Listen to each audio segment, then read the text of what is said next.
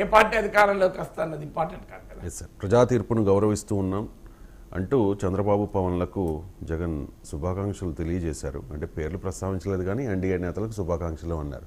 At the same time ఎవరో మోసం చేశారు, అన్యాయం చేశారనడానికి ఆధారాలు లేవు, కానీ ఏదో తేడా జరిగింది. ఏం జరిగిందో ఆ దేవుడికే తెలుసు. అంటే ఎన్నికల ప్రక్రియ మీద జగన్ అనుమానం వ్యక్తం చేశారు సార్. అంటే ఇప్పుడు ఆధారాలు లేవని ఆయనే చెప్పినాక ఇక అనుమానాలకు వాల్యూ ఉంటుంది. అదే సార్. ఆధారాలు లేని అనుమానాలకు విలువ ఉంటుంది ఎప్పుడు కూడా. ఆధారాలు లేని అనుమానాల్ని పబ్లిక్ డొమైన్లో పెట్టి డెమోక్రటిక్ ఎలక్టోరల్ ప్రాసెస్ పైన అనవసరంగా ప్రజలకు డౌట్ కల్పించడం కూడా ఉపయోగం లేదు. ఎందుకంటే ఆధారాలు ఉంటే ఖచ్చితంగా దాన్ని ముందు పెట్టి ఎలక్టోరల్ ప్రాసెస్ను ప్రశ్నించవచ్చు, తప్పలేదు. కానీ లేకపోతే అది ట్రంప్ లాగా అవుతుంది. ట్రంప్ ఏ ఆధారం లేకుండా అసలు ఎన్నికలను రిజెక్ట్ చేస్తున్నాడు. ఇంకా జగన్ ఆ మాట అనలేదనుకోండి. అందువల్ల జగనే అన్నాడు కదా, మోసం పోయామా, అన్యాయం జరిగిందా అనడానికి ఆధారాలు లేవు. ఆధారాలు లేనప్పుడు దాన్ని పబ్లిక్ డొమైన్లో పెట్టడం వల్ల ఉపయోగం ఏముంటుంది? సో అందువల్ల ఎన్నికల ప్రక్రియలో పైన అంటే ఈ స్ట్రేంజ్ రిజల్ట్ ఉన్నప్పుడు ఈ రకమైన డౌట్లు వస్తాయి. ఇప్పుడు మనకి ఇప్పటికీ కూడా సుభాష్ చంద్రబోస్ బతికే ఉన్నాడా అని మనం చర్చ పెట్టుకుంటాం చూడండి. ఎందుకంటే ఇక మిస్టీరియస్ యాక్సిడెంట్లో చనిపోతే ఈ క్వశ్చన్స్ ఉంటాయి. రాజశేఖర రెడ్డి మరణం వెనుక ఎవరైనా ఉన్నారా?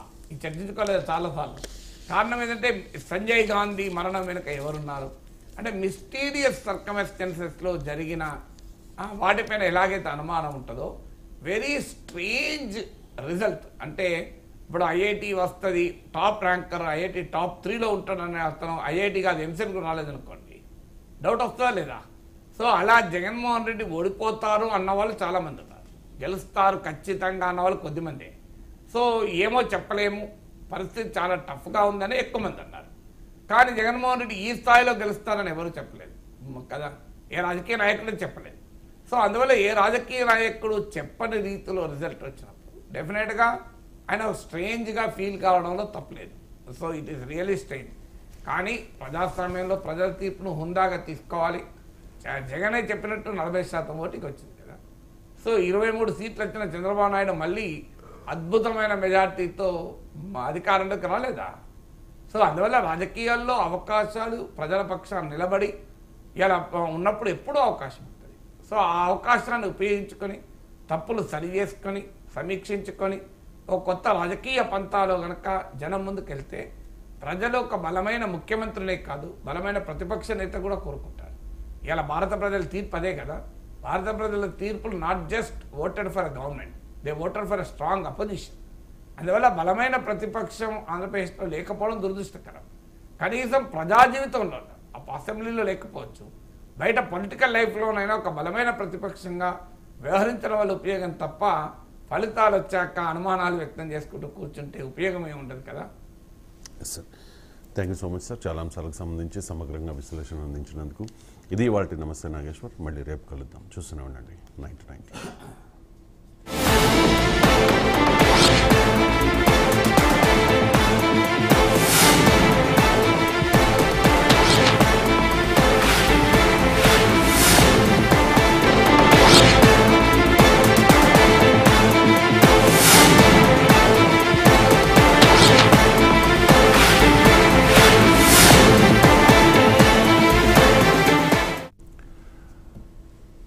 Welcome back. ప్రొఫెసర్ నాగేశ్వర్ గారు మనతో ఉన్నారు. నమస్తే నాగేశ్వర్ గారు.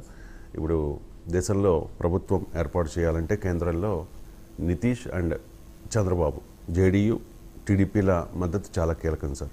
నేపథ్యంలో ఒక వార్త చూస్తూ ఉన్నాం, టీడీపీ జేడీయూలను సంప్రదించడంపై రాహుల్ గాంధీ వాళ్ళ నిర్ణయం తీసుకుంటారు అని చెప్పి. ఇండియా కూటమికి మెజారిటీ రాలేదు, 234కే కన్ఫైన్ అయిన పరిస్థితి.